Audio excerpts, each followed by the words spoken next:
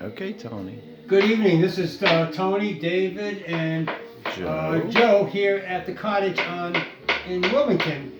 We're going to show us how to make a soup. I'll have Joe explain it. So, may I have the camera? Yes. All right, let's get on to Joe first. Hi, Joe. How are you? I'm great. What's going on tonight?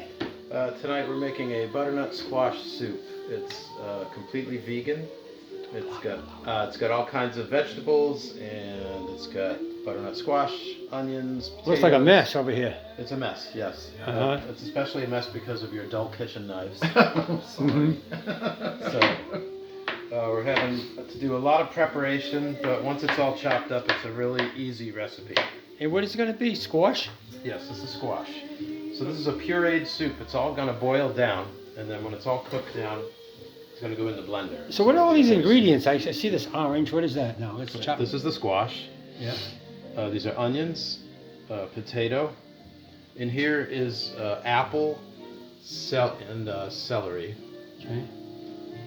And we have in the pot here, we have some carrots and some ginger. I can smell that ginger. It's really, really super, Yes. Joe. And So you're sauteing that to soften up the ginger and the carrots, which takes a long time? Yeah. This has been going around 7 or 8 minutes. And And then the thing you want to avoid is you don't want the garlic or the ginger to burn. Okay. So once it's been going for a while, you add your broth. So this is some store-bought veggie broth, but generally I like to make my own. Okay. It does take another day to make your own. Oh, I assume. So But you can buy it. for expediency, we're just making it all. Are we advertising Nike over here in your shirt? Sure. Okay. And there's David right there in the background to make sure we do it right. Oh, yeah. And it's our kitchen. And David, you like to keep the kitchen clean? Always. Always. Okay. It's causing me stress that we're having to mess it up this much, but that's okay. It'll be a great meal. Yeah, and you got all the pots and pans over here. And Joe's cutting up everything. Yeah. Okay. So I see something over here. Where was the bread? I saw some bread over here somewhere. Where Oh is yeah, it? we cut up some sourdough bread. We have it in the oven there. It's in the oven here? We're gonna serve that with some Italian dipping oil, Okay. which is olive oil, marinated garlic, salt and pepper. It's really Now I see you're using a cumin over here and more seasoning. Cumin, yes. Cumin, cinnamon, Mm-hmm. and there's something else I see over here. It's paprika. Paprika. That's Is right. that what I see in the glass bowl here, all mixed in together? Yes, exactly. And of course, you got grind salt. You got the what do they call that? Malaysia salt. Oh, you don't fool around, do you? That's sea salt. Yeah, sea salt. Yep. And we're working with any olive oil here. Yeah, olive oil is kind of how we start out. That's what we saute our vegetables. I see this has got what is in here? Garlic, Joe? In this Yes. bowl. Yep, garlic and olive oil. It just marinates for a little bit. All right. Anything else you want to talk about while we're doing this? It's a really easy recipe. It takes a little bit of time, but it's well worthwhile.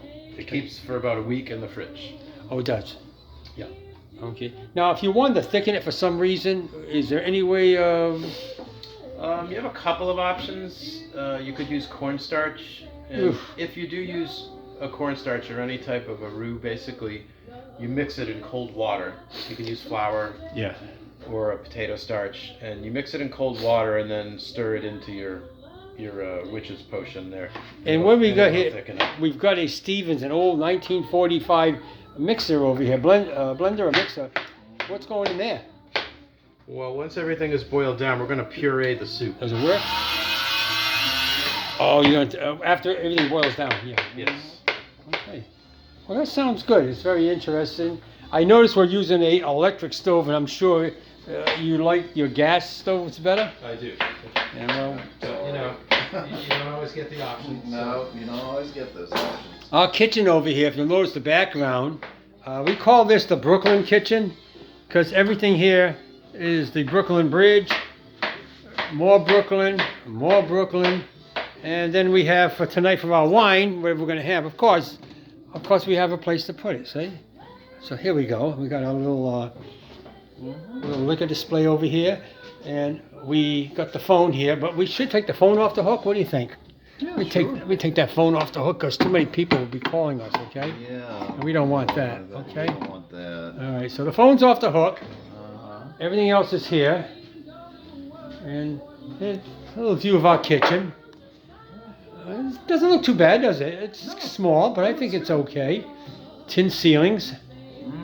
And you always have a refrigerator, a magnet.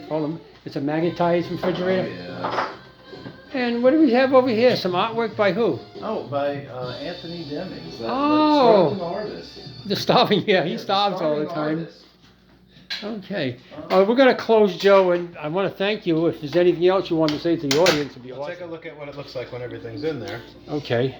So we're going to let this boil down. It's going to take about 30 minutes, and then we puree it, and it's ready to eat. It's going to boil into mush, ain't it? Yes, it is, exactly. So it's going to be a consistency. There's be a certain kind of consistency in it. Of soup, yes. Of soup. It's a Okay. pureed soup.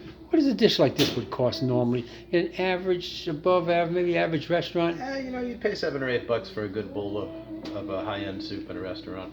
Okay. So we're going to serve 3 bowls here. 3 bowls, but it'd be enough for more. $24 plus tip and tax. I mean, I got to tip you for cooking this? Well, that would be helpful. Well, thank you very much. I appreciate it, and we're going to sign off. Thank you.